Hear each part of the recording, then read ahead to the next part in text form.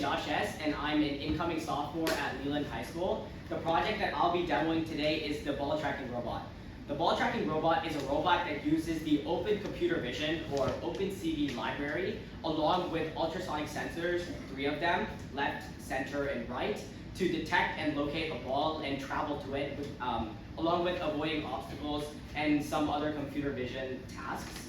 So the reason why I picked this project is because I was really interested in the computer vision aspect of this task. Computer vision has been used in many different fields like machine learning and autonomous vehicles, and I was really interested in working with the same libraries and the same softwares that industry professionals use in their daily jobs.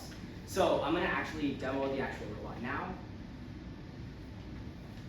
As you can see, when I start the code, the camera will set up and the robot will begin tracking the ball. You can see that OpenCV can recognize the ball, and the ball is being able to be efficiently tracked. In addition, when I change the mode, my hand tilt servo mount can move to recognize the ball, and OpenCV can also, at a very high frame rate, recognize where the ball is and return the XY coordinates in my terminal.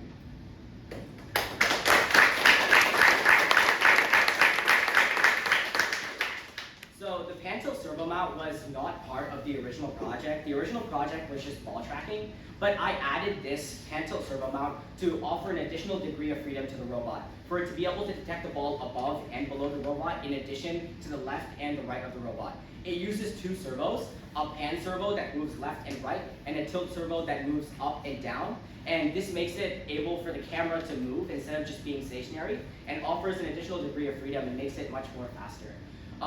Some of my biggest challenges in building this project were the libraries and dependencies involved with the project, specifically libcamera and PyCamera 2. These 2 libraries are crucial for displaying video feed and taking feed out of the camera and to send it to OpenCV for image processing. This had a lot of problems, and packages were continually breaking. Dependencies, which means code that my other code depends on, which libraries depend on, were giving errors, and I couldn't fix them no matter how many times I tried reinstalling them. So yesterday, I reimaged my SD card and started from scratch all over again, rebuilt all my dependencies. And that's how I've got to where I am now.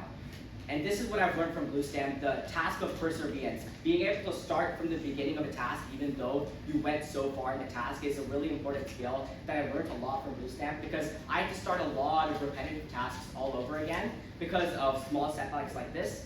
I also learned a lot of hardware and software skills, like working with IDEs or integrated design environments, learning how to solder, work with protoboards, breadboards, and different prototyping techniques, and being able to efficiently document so that everyone can understand what you're doing and people can replicate your tasks in the future.